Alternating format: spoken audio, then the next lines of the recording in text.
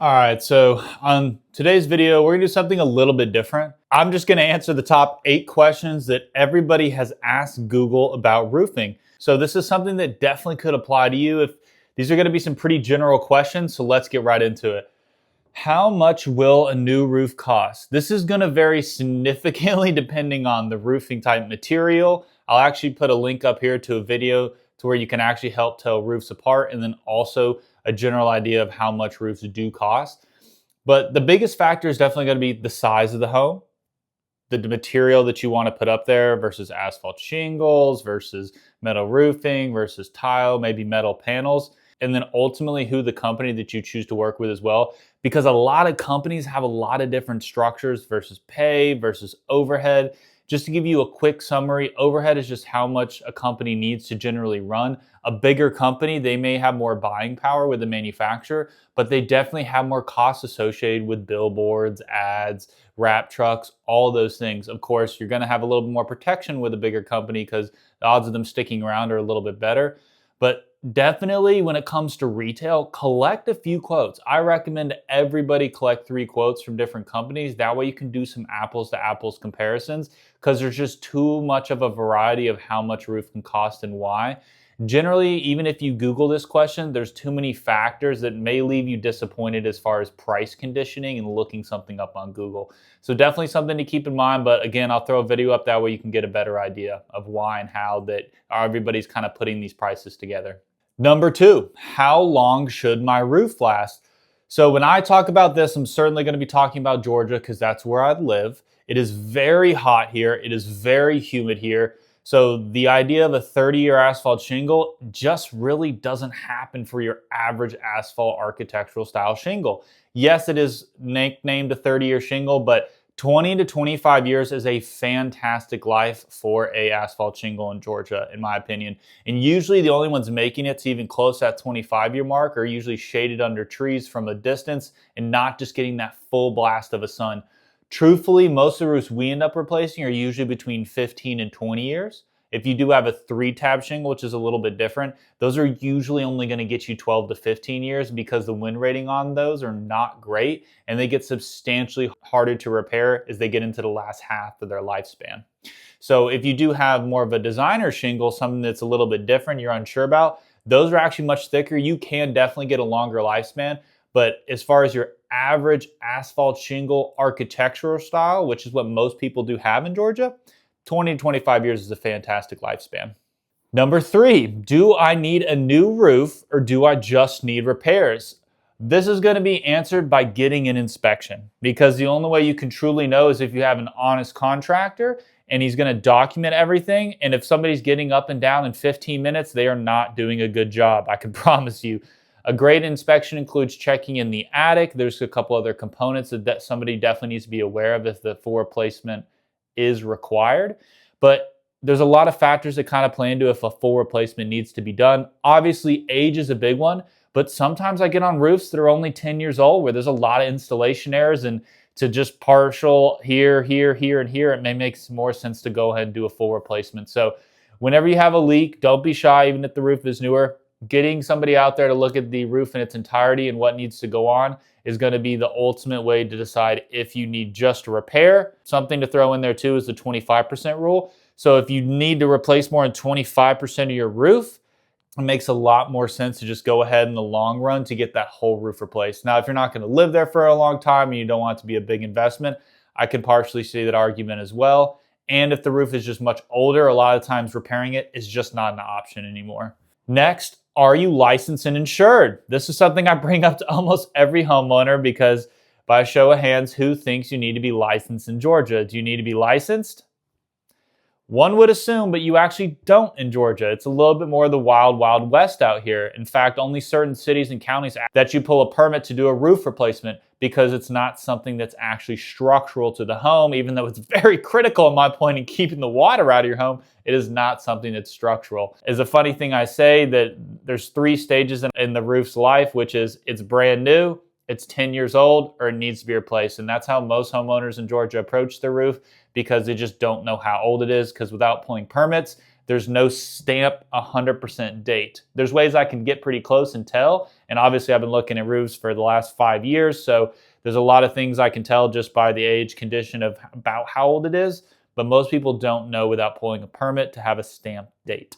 So making sure you're working with a licensed contractor is super, super important. One of the key ways you can definitely tell this is if they're partnered with a manufacturer. If they're partnered with a manufacturer, they can offer lifetime warranties. There's a very high probability that they are a licensed and insured contractor because manufacturers want to protect their vested interests and they won't partner with somebody that's not a licensed and insured roofer. 5, this is a question I get asked a lot, usually when I'm setting expectations. What is the timeline for this project?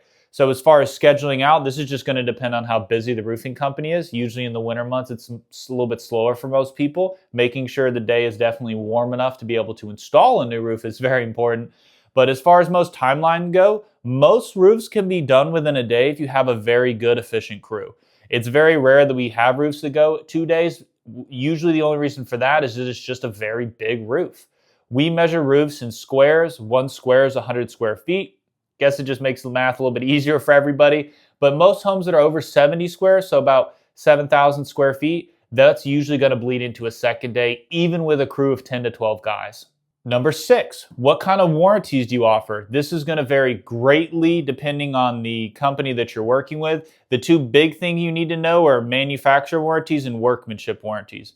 Manufacturer warranties are the same thing as if you buy a refrigerator. Most of them are going to give you about a 5-year manufacturer warranty. If any parts or anything break on that refrigerator, you are covered.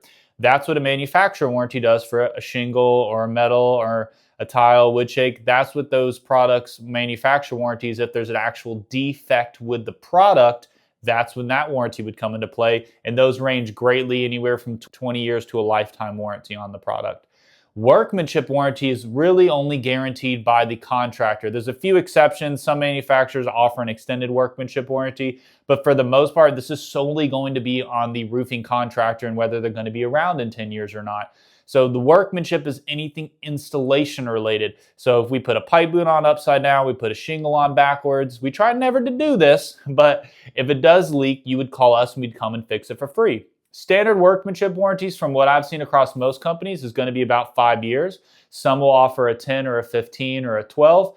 It just depends on the company, but making sure you would get at least a minimum 5 years is very, very good because any major problems that I see with roofs are going to pop up usually within the first 6 months, but definitely within the first 5 years. Question number 7 is, will you remove my old roof?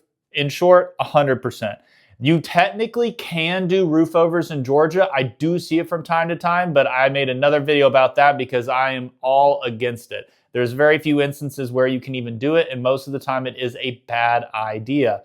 We always at Douglas Construction tear the roof off to the bare decking. That way we can see if there's anything rotten, if there's anything soft under there. That way you can make sure you're nailing down to something that's actually structurally sound. Super critical. So as far as tearing off the old roof, we always will do that, 100%. Question number 8. This is something I also go over when I'm setting expectations with homeowners. How will you handle debris and protect my property? So this is a little bit of a 2-parter. As far as handling debris, we choose to not do roll-off dumpsters. The only time we will do this is if we're working about 2 hours outside of our office, where our typical dump trailer guy doesn't drive because it's too much just obviously of an inconvenience.